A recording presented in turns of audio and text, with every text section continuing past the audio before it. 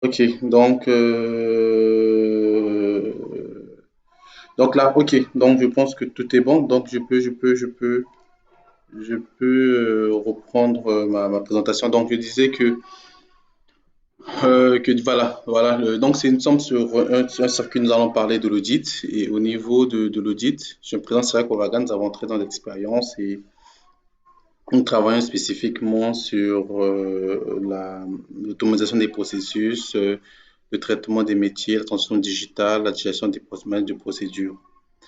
Alors déjà, au niveau de l'audit informatique, c'est toute la démarche qui permet un peu d'identifier notre niveau de sécurité. Et au niveau de l'audit des systèmes d'information, c'est un peu pour savoir la disponibilité de nos systèmes d'information et l'intégrité de ces données. Alors, quel est le contexte actuel? Le contexte actuel, c'est que une entreprise possède un domaine d'expertise. Ça signifie que chaque entreprise a un métier en tant que tel. Depuis la crise sanitaire, donc quand on parle de la crise sanitaire, c'est l'arrivée du Covid-19. Les cybermenaces ont explosé de 400%. Et 90% de toutes les brèches de cybercriminalité sont causées par des erreurs humaines. Alors, la cybercriminalité devrait s'élever à 6 000 milliards de dollars pour l'année de 2020 et 93% d'entre elles ont admis avoir subi une faille de sécurité directe en raison des faiblesses dans leur chaîne d'approvisionnement. 94% des cyberattaques se déclenchent depuis un mail. Alors rapidement, vous voyez qu'on est dans un contexte où la cybercriminalité n'est plus quelque chose comme un rêve. C'est quelque chose aujourd'hui qui peut toucher chacune de nos entreprises, surtout si nous ne prenons pas le soin d'utiliser les outils. Et le but de cette activité ici, c'est d'essayer de discuter ensemble avec le prince et les gars pour voir quelles sont derrière des failles de sécurité que les entreprises peuvent rencontrer et en second, quelle serait l'approche du traitement de ces problèmes. Alors, les failles de sécurité aux solutions. Alors déjà, je vais commencer par ces premières parties, c'est que c'est la mise en production. Très souvent, au niveau des sociétés, je connais des grands comptes, il n'y a pas la mise en place des environnements selon le flux d'informations. Quand je parle d'environnement selon le flux d'informations, ça signifie que lorsque une entreprise reçoit une solution informatique, ça peut être un logiciel, une application, avant de pouvoir le mettre en production, ça signifie que les usagers puissent utiliser. Il faut mettre en place des environnements qui est souvent l'environnement de dev, l'environnement pré-prod et l'environnement de production. Alors, l'environnement dev, c'est l'environnement où on fait les premiers travaux pour vérifier un peu tout ce qui se passe, pour s'assurer que tout ce qui se passe. L'environnement pré-prod, c'est un environnement qui est très proche du système en production. Très souvent, c'est une copie de la base de données en production du client. Le but, c'est de s'assurer que les choses se passent bien, que les fonctionnalités répondent aux problèmes et après cela, on passe à l'environnement de production. Le but, c'est de permettre de pouvoir limiter les cas d'échec parce que une solution qui est développée auprès d'un fournisseur dans un environnement adapté n'est pas absolument le même environnement chez vous. Donc, vous pouvez avoir des configurations serveurs, des configurations réseau qui peut faire qu'il y ait un dysfonctionnement. Et quand il y a un dysfonctionnement, si ce cycle n'est pas fait, ça peut causer un échec. Mais or, si ce cycle-là est fait, ça peut rapidement permettre de pouvoir identifier des éventuelles failles de sécurité ou des problèmes et après revenir auprès du fournisseur de la solution pour demander des questions ou adapter derrière la solution à vos questions techniques, à vos problèmes. Alors, la seconde approche qui est très importante, c'est l'approche microservice. Alors, dans l'approche microservice, c'est que il faut dire d'abord, il y a deux choses. Il y a les applications monolithiques et les applications microservices. Alors, les applications monolithiques, c'est des applications qui sont toutes en un. Donc, c'est une seule application qui a le front-end, qui a le business logic, qui a la base de données, qui condense tout cela. Alors, que se passe dans ce genre d'application? C'est que lorsque on attaque l'application et que l'application tombe ou l'application subit une faille, automatiquement tout le système est paralysé. Or, dans l'approche microservice, c'est que nous avons une solution front-end devant qui fournit une vue de tout ce qui se passe. Et derrière, il y a des applications back-end, donc des applications back-end, des microservices qui répondent à un besoin spécifique. Donc, quand une application est touchée, tout le système n'est pas cassé. La société peut continuer à travailler. Et lorsque cette société est touchée, c'est beaucoup plus facile d'identifier la problématique. Parce que sur une application, par exemple, monolithique, une grosse application monolithique, lorsqu'on rencontre un problème technique au niveau on rencontre un problème au niveau du code, très rapidement, ça devient difficile de pouvoir identifier c'est quel problème. Or, dans le microservice, nous pouvons clairement dire que ben voilà, c'est le point A qui a un problème, c'est le point B qui a un problème et on peut mener des investigations. Donc, c'est une approche qui est très vite recommandée dans des structures de grande taille pour faciliter certains faits qui peuvent se passer et des éventuels problèmes.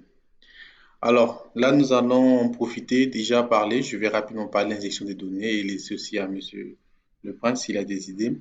Donc, nous avons fait une recherche sur OSWAP. Donc, c'est une organisation qui parle un peu des failles de sécurité qu'on rencontre très souvent en entreprise. Et le but au niveau de ces failles de sécurité, c'est de dire quel est le problème et derrière, nous, en tant que cabinet qui avons ce service, nous proposons des solutions. Alors, l'injection de données a un risque de perte de données, corruption ou vol de données, injection de données, données des services, prise de système de contrôle. Donc, ça signifie que le risque est important. Alors, très souvent, le mode opératoire, c'est quoi? C'est que au niveau de vos applications, vous avez ce qu'on appelle par euh, des, des, des, des, des inputs ou des lieux où les gens peuvent répondre. Par exemple, un formulaire de connexion. Donc, le formulaire de connexion, vous dites, écoutez, il faut mettre, par exemple, je m'appelle Vaga Syriac, au vagasyriac@cabinet.com et un mot de passe X. Alors, ce qui se passe, c'est que la gestion de données, c'est qu'il y a des gens qui utilisent ces ports-là pour pouvoir mettre du code SQL. Par exemple, ils peuvent mettre une requête pour dire faites une recherche where 1 est égal à 1. Alors, si par exemple je dis select all from data forward égale à 1, 1 égale à 1, c'est une vérité puisque 1 est égal à 1, ça peut donner accès à un flux d'informations. Et cette zone-là, aujourd'hui, ces zones-là peuvent aussi, on peut s'y mettre du code malicieux parce que si derrière vous ne faites pas des pré-traitements, ce code malicieux peut être exécuté aussi au niveau de votre business logique et peut donner des effets indésirables. Donc, parmi les solutions, il y a filtrer les données entrées dans l'application. Et ça, généralement, par langage PHP ou Java, il y a des frameworks qui l'utilisent. Mais vous-même, en tant qu'entreprise, quand vous le faites, il faut vraiment vérifier ce genre de cas. Est-ce que le prestataire qui vous a fourni la solution a eu à vérifier? Gérer les données avec précaution pour éviter des risques. Alors, mettre en place une liste blanche des caractères acceptés. Donc, ça signifie qu'il ne faut pas tout accepter. Ça, je parle un peu de ma petite expérience en tant qu'administrateur sur certains projets financés par des bailleurs, là où 80% de notre boulot, c'est de collecter les données. Et il était très important d'avoir des caractères de données pour éviter de prendre du n'importe quoi, de se faire hacker. Parce qu'il y a des formulaires, des gros formulaires de collecte qui se font hacker. Et en quelques secondes, vous étiez venu collecter des données pour toute une région, des données socio-démographiques. Et à la fin, c'est un pirateur qui accède à tout. Donc, il faut vraiment regarder, s'assurer du caractère que chaque zone qui interagit avec le business logique, de bien filtrer les données, de s'assurer qu'on ne met pas des failles de sécurité. Voilà un peu. Et le prince, vous avez des suggestions par rapport à ce point?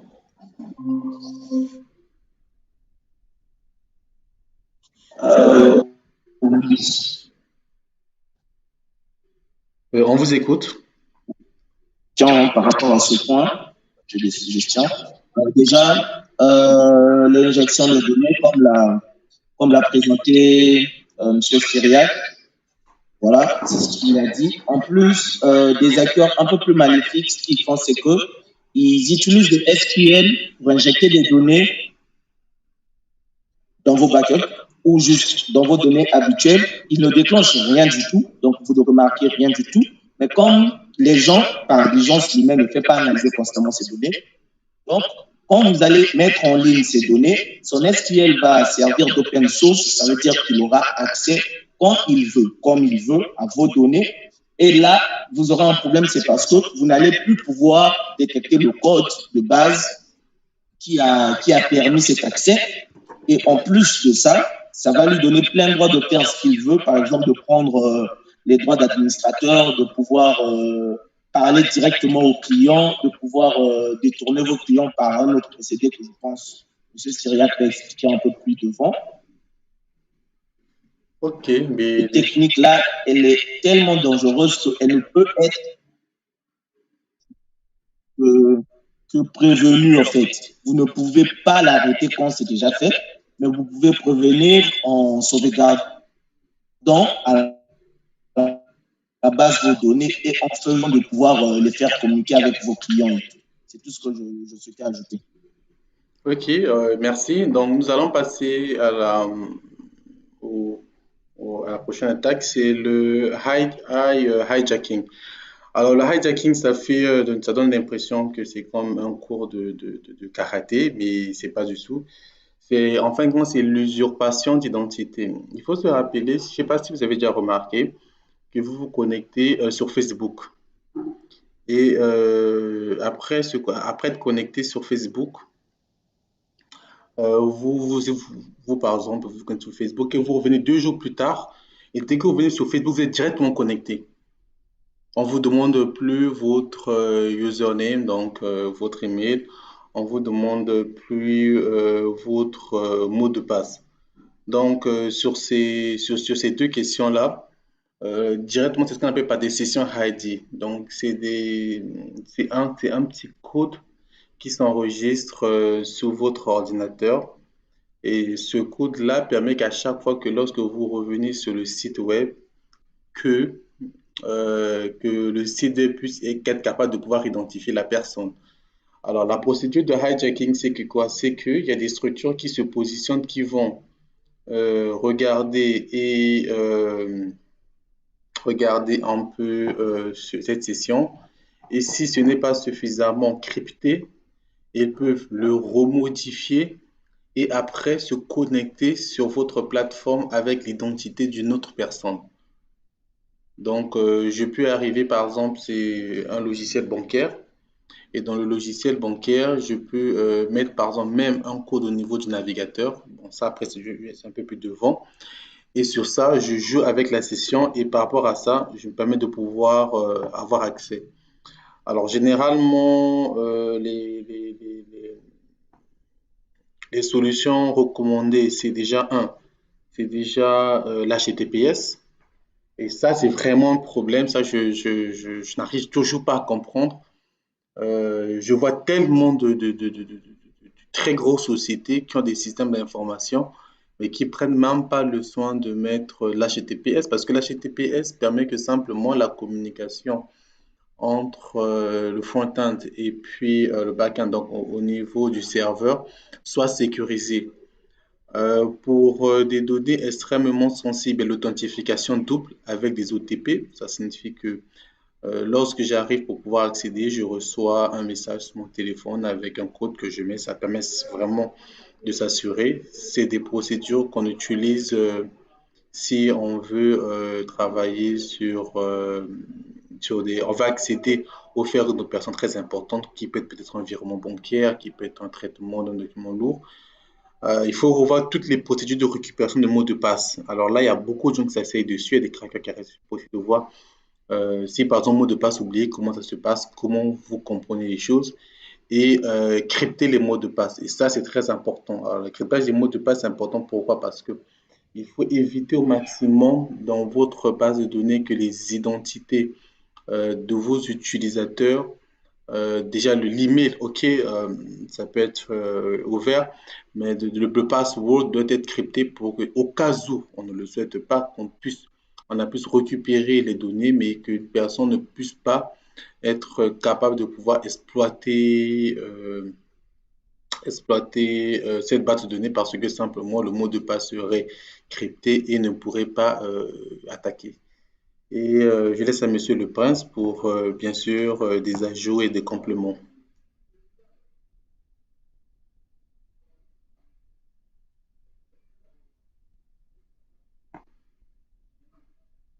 Monsieur le Prince? Oui, Oui, oui, il n'y a pas de complément qu'on avance? oui, juste ajouter que c'est une chose aussi que je ne comprends pas de là. Beaucoup de sites n'arrivent pas, d'entreprises n'arrivent pas à comprendre le pourquoi ils sont chiffrés en HTTPS, le HTTP, jusqu'à ce que on a eu à créer scandale parce que Google a décidé de considérer tous les sites qui sont en HTTP comme des sites non sécurisés parce que l'HTTP, c'est vraiment pas sécurisé. Le S déjà de HTTPS veut dire sécurité, voilà. Et ajouter aux solutions le fait que il va falloir mettre un nombre limité d'authentification. Si par exemple une personne essaie de s'authentifier une, deux ou trois fois, automatiquement bloquer le compte pour essayer de vérifier vraiment l'identité de la personne. Parce que c'est généralement ce que font les hackers. Il va essayer, parfois s'il ne récupère pas le mot de passe, plusieurs fois si possible, avec la date de naissance de la personne, le nom ou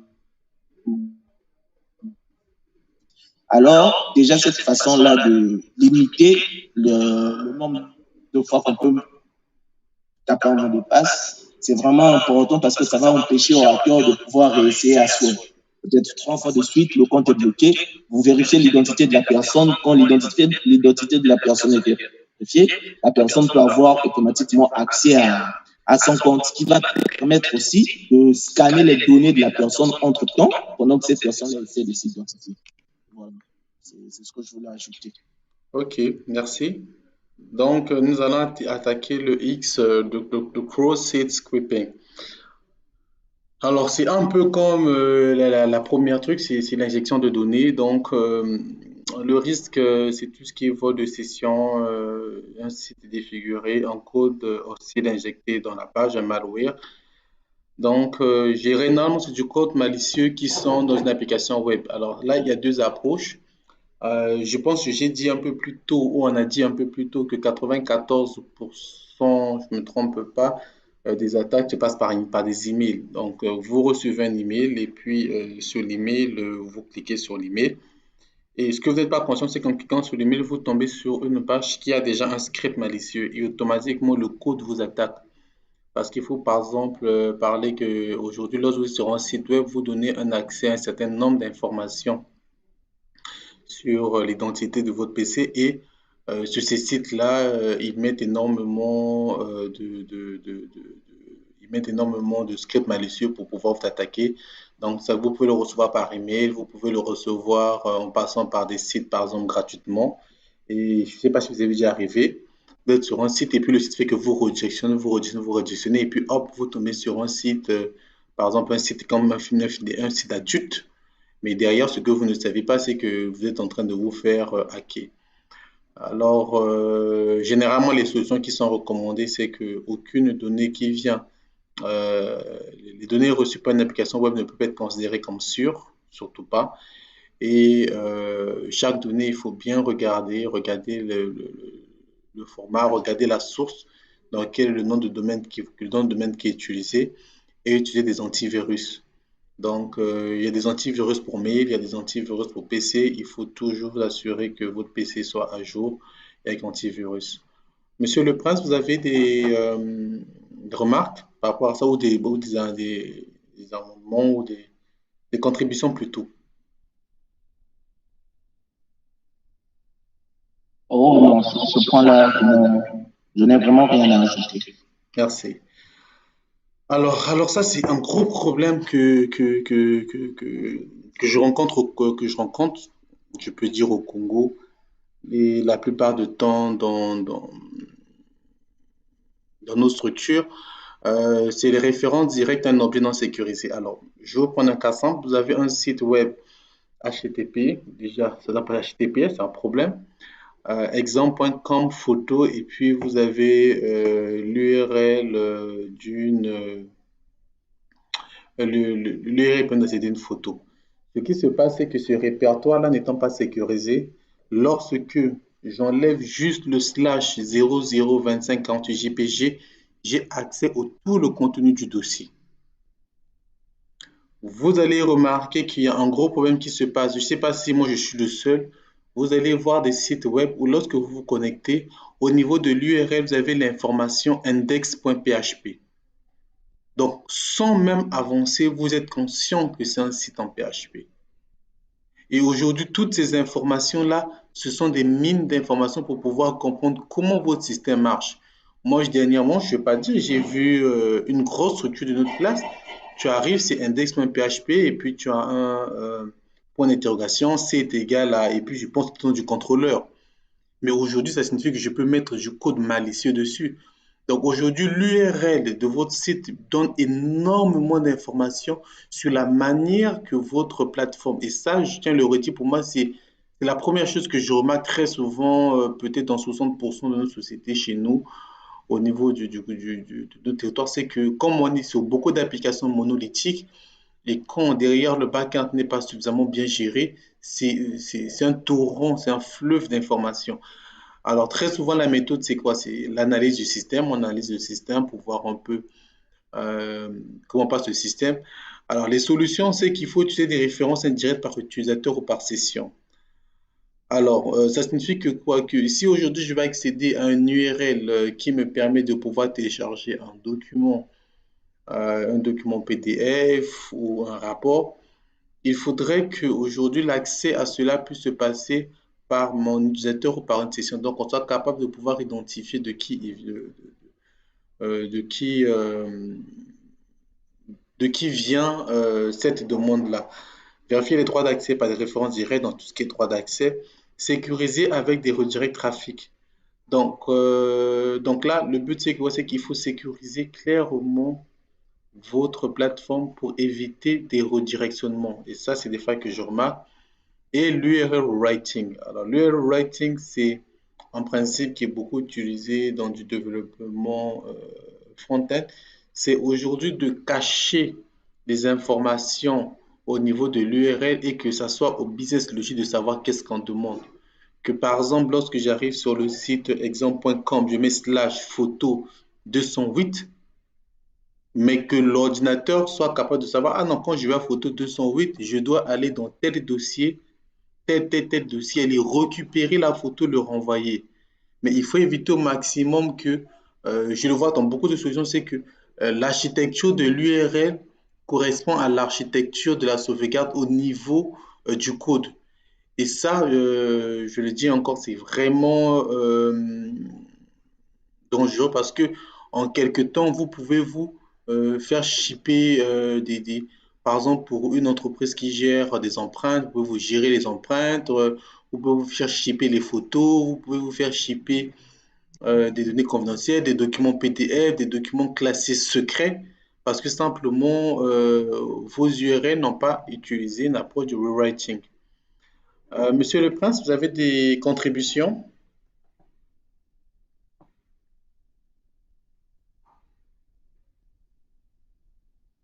Oui, là encore, on voit vraiment l'importance du HTTPS qui normalement aurait littéralement crypté tout ça parce que Ce problème de référence directe à un objet non sécurisé est très fréquent parce que la plupart du temps, un hacker qui réfléchit bien peut littéralement utiliser un employé long, disons un secrétaire par exemple de la CPI, qui va ouvrir un lien qu'on a envoyé comme ça sur WhatsApp avec le réseau de la boîte. Et en allant sur le lien, il voit par exemple un joyeux anniversaire, il ne gère pas, ils ne se rend pas compte que ce lien-là, c'est un moyen qui va permettre à un hacker peut-être de rentrer dans les données. Lui, il ne remarque pas, il ne voit pas que c'est en HTTP. Le lien envoie l'information directe depuis son ordi ou son téléphone vers le hacker. Le hacker peut soit prendre, soit déposer un fichier. Et là, vous n'allez pas vous rendre compte de cela. Vous allez voir que vous avez ouvert un lien quelconque. Mais lui, de son côté, il va littéralement avoir accès à votre téléphone pendant tout le temps où le lien est ouvert. Surtout encore, ce qui est pire, c'est que quand nous ouvrons les liens, moi personnellement, j'ai ce problème, je ne le ferme pas. Je quitte directement mon navigateur, je vais faire autre chose. Et durant tout ce temps où le lien est ouvert, vous laissez là une grosse porte à un hacker de faire tout ce qu'il veut, et d'autant plus que les hackers n'attaquent pas directement. Leur but premier est d'essayer de s'installer quelque part, de trouver des moyens de se multiplier comme un virus, et de là, de pouvoir, même si vous le bannissez de la porte d'entrée par laquelle il est passé, accéder à tout votre système. Et c'est vraiment un danger parce que ça, normalement, il faut vraiment sensibiliser les entreprises, les employés même des entreprises sur cela parce que beaucoup de gens se font aujourd'hui hacker par ce moyen-là. Il y a même le moyen du partage. Tu reçois un lien comme ça et tu le partages même à tous tes contacts qui, eux, en retour aussi partagent et vous propagez quelque chose que vous ne comprenez même pas. Voilà, ça, c'est ce que je voulais ajouter sur le sujet. Ok, merci. Donc après, nous avons la mauvaise configuration de sécurité. Alors là, c'est un gros boulevard. Je comprends que c'est un domaine qui demande énormément de technicité. Alors tout ce qui est le gros risque, c'est le compromis total du système. Alors les méthodes utilisées, c'est l'analyse des ports, recherche d'informations sur le système. Déjà, quels sont un peu les conseils qu'on recommande pour ce genre de choses? C'est de dire, bah, écoutez, déjà, être capable d'utiliser des pare-feux, c'est très important. Utiliser des VPN. Il y a une solution que j'adore utiliser, c'est AWS WAF. Alors, c'est une solution qui permet simplement de sécuriser votre backend API des demandes importantes parce qu'il y a plusieurs approches d'attaquer votre système. On peut par exemple vous lancer 1 milliard de requêtes et que votre système explose. Donc, vous pouvez mettre par exemple une solution comme AWS WAF devant pour s'assurer de cela. Il faut une architecture web qui assure une bonne séparation des composantes de l'application. C'est ce que j'ai dit un peu plus devant, là où j'ai parlé des microservices. Évitez d'avoir des applications monolithiques dans des applications qui encombrent tout parce que là, dès que vous êtes attaqué, vous êtes KO. Aujourd'hui, vous devez prendre une solution comme Netflix qui utilise Kubernetes, mais c'est des milliers d'images Docker qui sont en permanence activées, qui fait que moins, même si vous aujourd'hui à l'instant T, vous détruisez, je ne sais pas, une centaine d'images Docker, mais à la même seconde, c'est d'autres qui viennent remplacer. Et c'est un trafic qui est tellement géré, c'est même eux qui ont mis en place une politique pour les développeurs Java Spring Boot, on appelle la politique du chaos. Donc, auquel eux-mêmes, ils se le disent, hein, ils s'envoient une bombe atomique dans leur système d'information et essaient de pouvoir voir.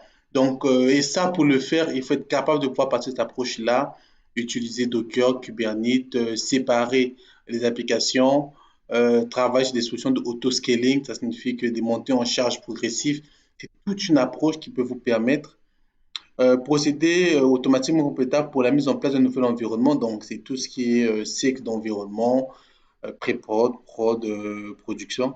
Une politique de maintenance solide. Alors là, euh, je vais l'expliquer comment. Je vais juste vous parler d'une expérience qu'on a vécue dans le cabinet. On avait une solution que nous avons mis pour un client. Alors, la solution a été développée en PHP 7. Alors, de PHP 7, il y a eu PHP 8 qui est sorti, je pense, en 2021, si je ne dis pas de n'importe quoi. Et PHP 8, la sortie de PHP 8 a fait que beaucoup de logique, beaucoup de méthodes sont passées en ce qu'on appelle en depreset. Donc, depreset, c'est pour dire que, ben voilà, que ce n'est plus recommandé de l'utiliser pour le faire. Et lorsque nous l'avons fait, nous, rapidement, nous avons retouché, nous avons informé notre client que les posants des pochettes, il faudrait mettre des heures. On a eu des clients qui ont accepté, d'autres clients qui nous ont dit oui, non, mais ça marche déjà, et qui ont été malheureusement victimes de certaines choses. Mais comme notre architecture web était adaptée sur cela, la perte a été moindre. Donc, la maintenance solide, c'est l'importance de prendre un contrat de maintenance. Il faut prendre des contrats de maintenance avec des structures qui, régulièrement, on va s'assurer que les solutions qui sont incorporées sont bonnes. Je vais vous prendre un dernier exemple ici. C'est par exemple le hachage des mots de passe. Alors, pendant très longtemps, il y avait le MD5.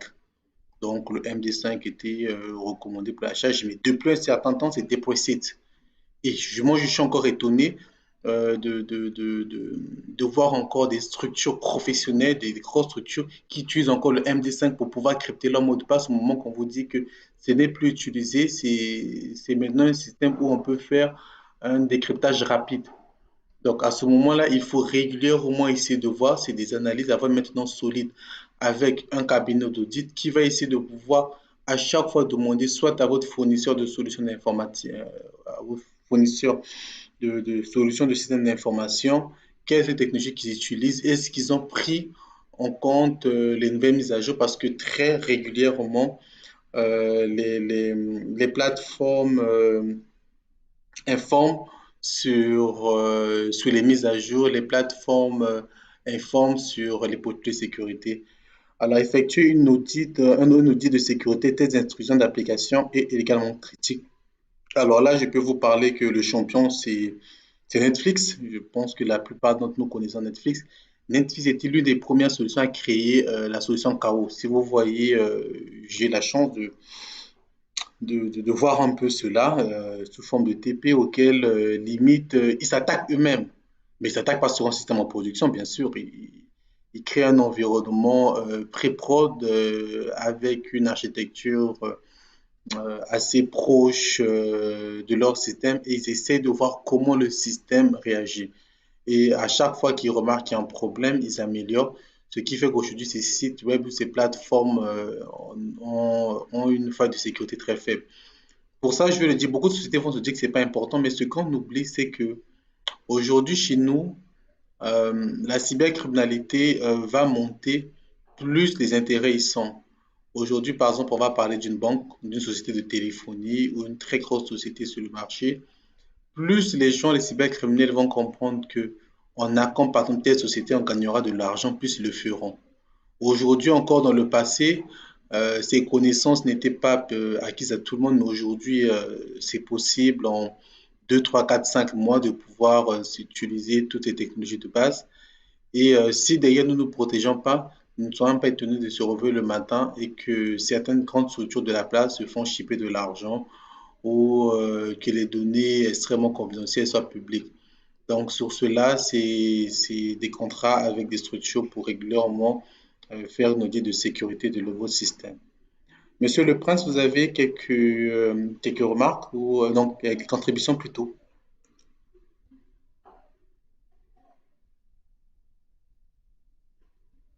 Non, sur ce sujet, vraiment, tout est dit. Je ne connais pas trop. Alors, il y a l'exposition des données sensibles. Alors, l'exposition des données sensibles, bon, le risque en grande partie, c'est l'accès aux données sensibles. Donc, les méthodes, on décrypte des données stockées sur un serveur intercepté entre le serveur et le navigateur web. On essaie de tromper l'application web pour au final effectuer des différentes actions, modifier, supprimer de le contenu de e-commerce. Ça, je pense qu'on a eu à un peu le parler. C'est l'HTTPS, je le redis, l'HTTPS est très important. Il faut bien configurer l'HTTPS, s'assurer que tous les flux input-output en HTTPS. Je pense que Monsieur Le Prince Elenga a su le dire que Google a pour lui carrément fait un revers à l'HTTP pour simplement montrer aux structures qu'il est important de pouvoir passer HTTPS parce que sans cela, votre système peut être facilement hacké et quelqu'un peut se mettre au milieu et accéder à des données hautement confidentielles. Donc, parmi ceux-là, ce qu'il faut essayer de faire, c'est que déjà, ne pas collecter des informations auprès des utilisateurs qui ne sont pas importants, identifier les données sensibles et cryptées, revoir les algorithmes récents et reconnus dans le cryptage. Et ça, je tiens à le redire, je pense que c'est l'exemple que j'ai eu le dire précédemment au niveau de l'MD5. Par exemple, l'MD5 n'est pas reconnu. Et aujourd'hui, on voit des sociétés qui utilisent le MD5. Le MD5 ne peut plus, n'est plus une solution que nous pouvons recommander. Alors, périodiquement soumettre votre application web à un audit de sécurité. Donc, il faut régulièrement contacter des structures pour dire, écoutez, j'aimerais m'assurer que mon système d'information est sécurisé, que mon système d'information ne possède pas des failles. Je pense qu'on est un peu dans le même élan. On va parler sur l'utilisation des composants vulnérables. Et alors, l'utilisation des composants vulnérables, c'est de dire que quoi? Le risque, c'est les grosses failles de sécurité. Vous savez, les développeurs aiment bien utiliser des solutions rapidement pour développer. Donc,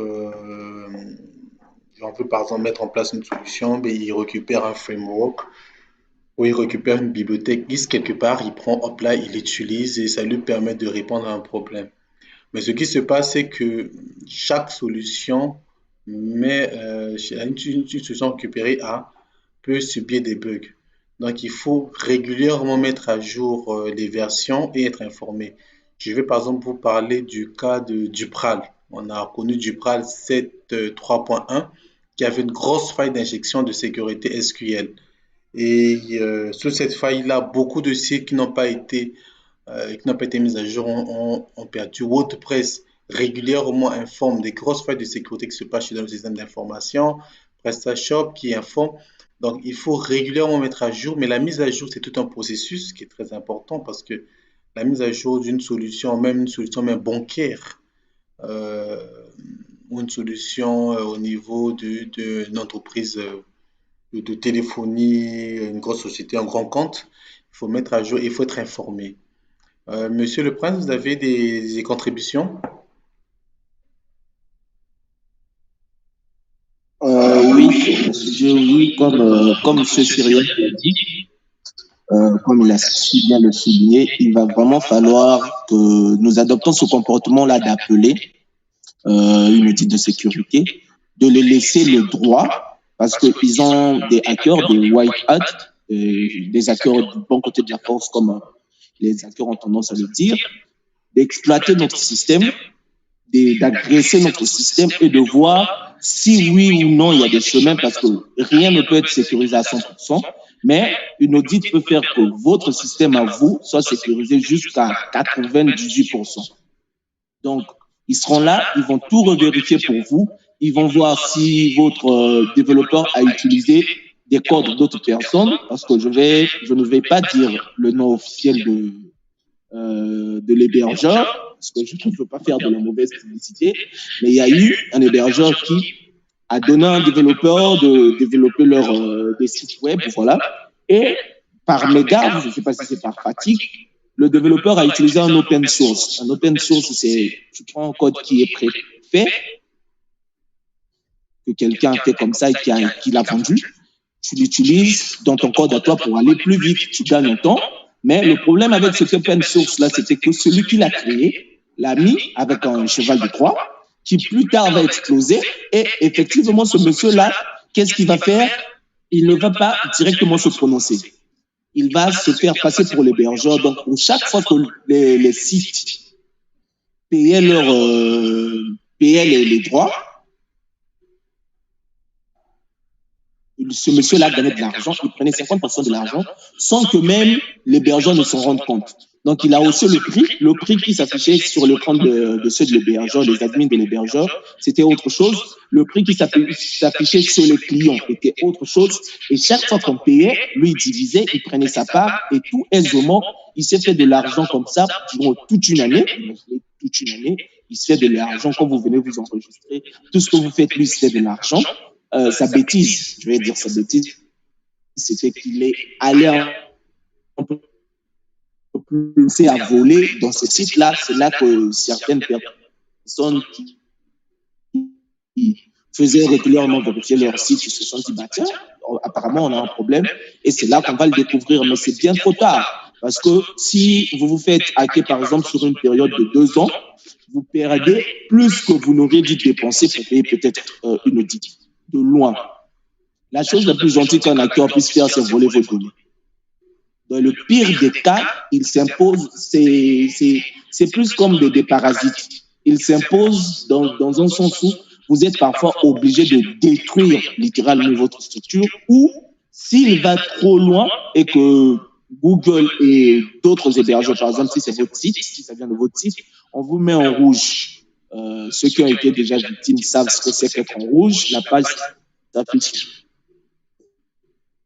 Vous êtes obligé de détruire votre produit et puis de repayer encore. Donc, vraiment, pour éviter cela, moi, je conseillerais à tout le monde de faire son mieux, surtout les grosses structures de la place, surtout les grosses structures de la place, d'essayer d'appeler des audits comme ça, de faire vérifier leurs informations, de faire vérifier. On n'est jamais trop prudent, en fait.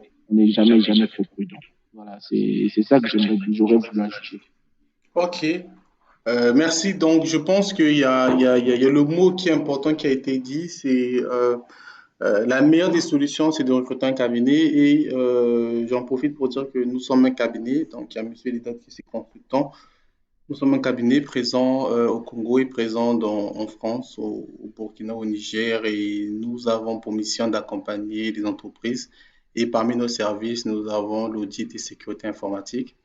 Et toutes ces politiques que nous avons eu à le dire pendant, je pense, 30 ou 40 minutes, nous allons faire la même chose au sein de vos sociétés pour éviter.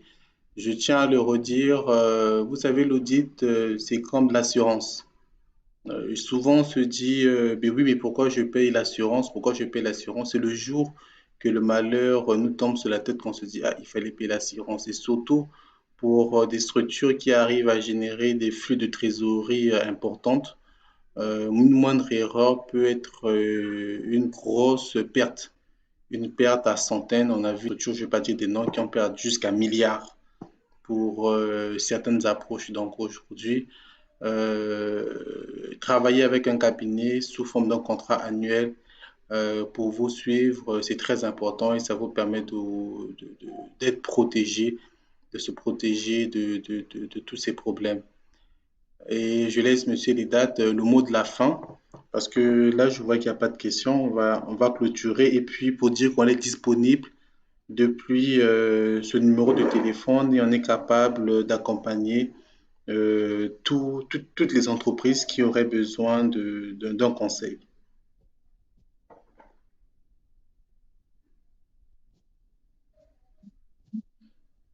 Alors, Monsieur Lidat, vous dites pas un mot de la fin ou on peut... Voilà.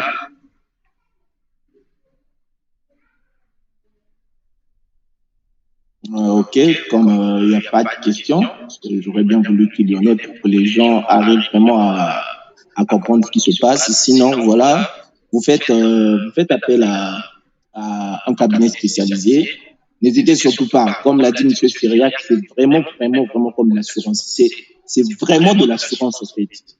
Vous devez juste l'avoir au cas où, parce qu'on ne sait jamais ce qui va se passer.